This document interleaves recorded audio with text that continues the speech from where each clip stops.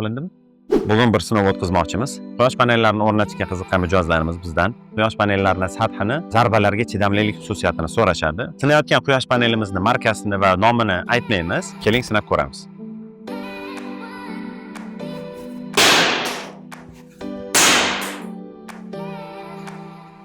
Panelimiz hali bus-butun, deyarli chizilmagan ham. Demak, davom etamiz.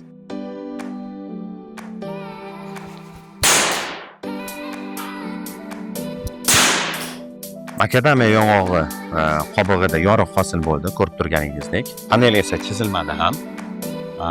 Bu zarba tekkan joyida chizib ham hosil bo'lgan yo'q. Men endi bor kuchim bilan otib ko'rdim. Bundan ham qattiqroq otishga harakat qilib ko'ramiz.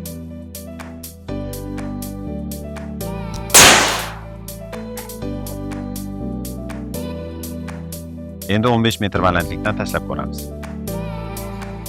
Tashing!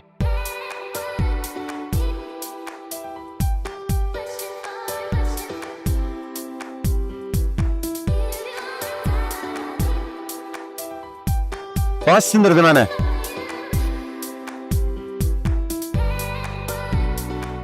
Sinovlar natijasida biz ikkita skop, ya'ni yoriq hosil bo'ldi. U ham bo'lsa qirrali predmet yordamida, ya'ni tosh, o'tkir qirrali tosh. Bu tosh birinchi otilganda hech narsa qilmadi. Ikkinchi va uchinchi otilganlarda yoriq hosil qildi.